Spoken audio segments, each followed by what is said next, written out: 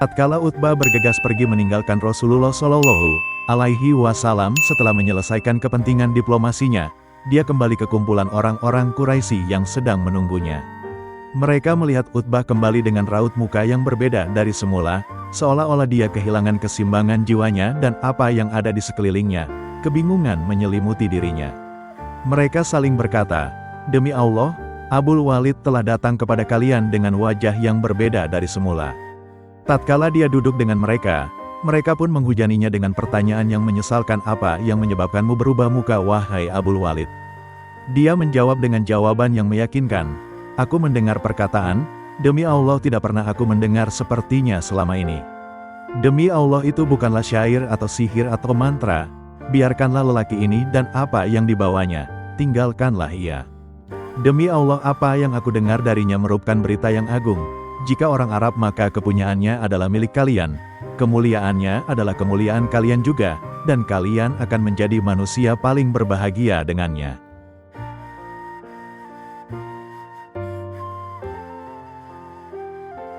Nampak dari sikap Utbah bahwa dia menerima bulat kejujuran Nabi Shallallahu Alaihi Wasallam. Dia memahami apa yang dibaca Rasulullah kepadanya. Tidak mungkin bagi orang Arab seperti Utbah tidak memahami dari metode pancaran sinar Al-Quran, kejernihan, penjabaran dan mukjizatnya, akan tetapi Utbah bersamaan dengan ini kembali pada kefanatikan dan kejumudan dalam kekufuran serta kedengkian. Setan menunggangi kebodohan itu, maka dia mengundang turunnya kemurkaan Allah dan laknatnya terhadap dirinya, hingga dia tergolong orang-orang yang dihinakan. Dengan demikian, usai sudah dialog antara Rasulullah dengan para pembesar Quraisy yang kafir, setelah mereka berpecah belah dikarenakan sikap delegasi mereka yaitu Utbah. Mereka menduga Utbah telah terkena sihir Muhammad Shallallahu Alaihi Wasallam dengan ucapannya.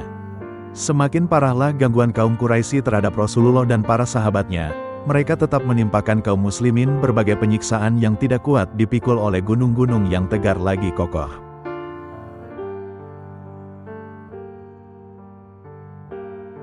Di Taif, pintu penyampaian dakwah di Mekah menjadi buntu setelah wafatnya Khadijah radhiyallahu anha dan Abu Talib. Lantas Rasul keluar ke Taif mencari bantuan dari Sakif.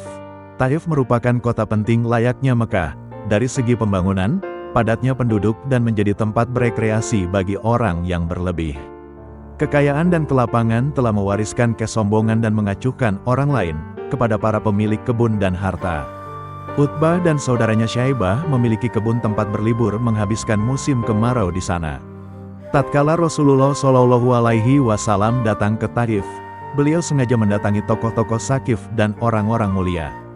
Beliau duduk mengajak mereka ke jalan Allah Azza wa Jalla. Balasannya adalah sejelek-jelek jawaban.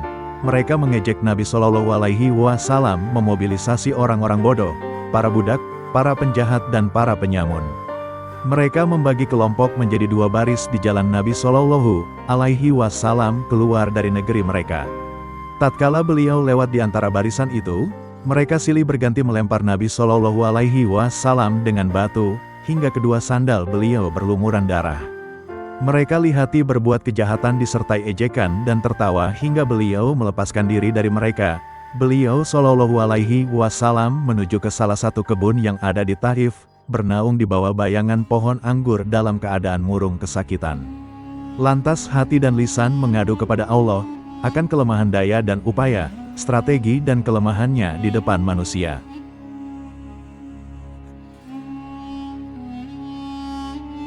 Rasa kekerabatan Utbah tergerak.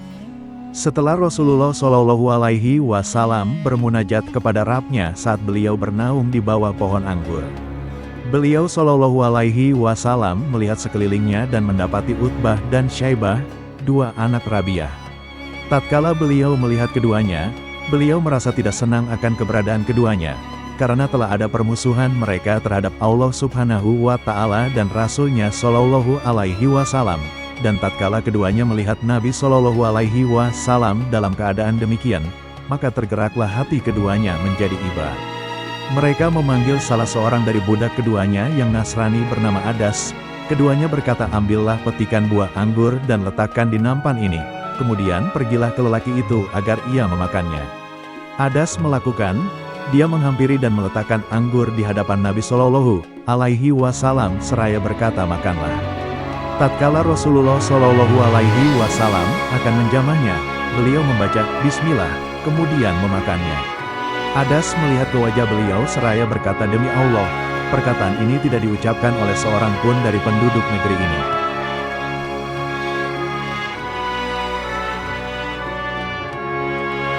Tatkala Utbah dan Syaibah melihat apa yang dilakukan budaknya, salah seorang dari mereka, "Budakmu telah dirusak olehnya."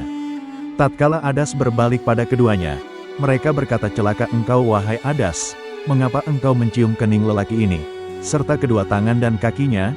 Kami belum pernah melihatmu berbuat hal yang sama pada salah seorang dari kami." Adas berkata, "Demi Allah wahai tuanku, tiada di muka bumi sesuatu yang lebih baik dari orang ini.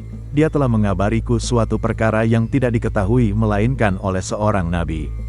Keduanya berkata pada Adas, "Celaka engkau wahai Adas, jangan sampai dia memalingkanmu dari agamamu, sesungguhnya agamamu lebih baik dari agamanya." Alangkah indahnya apa yang ditulis oleh mendiang Mustafa Shadiq Ar-Rafi tentang rasa kemanusiaan dan ibanya hati Ibnu Rabi'ah. Hal itu ia sebut di akhir makalahnya sesudah kisah Adas dan kedua anak Rabi'ah. Dia berkata, "Duhai, alangkah anehnya rumusan takdir pada kisah ini. Kebaikan dan kemuliaan serta pengagungan demikian cepatnya. Dia menghadap meminta maaf dari kejelekan, kebodohan dan kecerobohan disertai dengan ciuman penghormatan setelah kalimat permusuhan."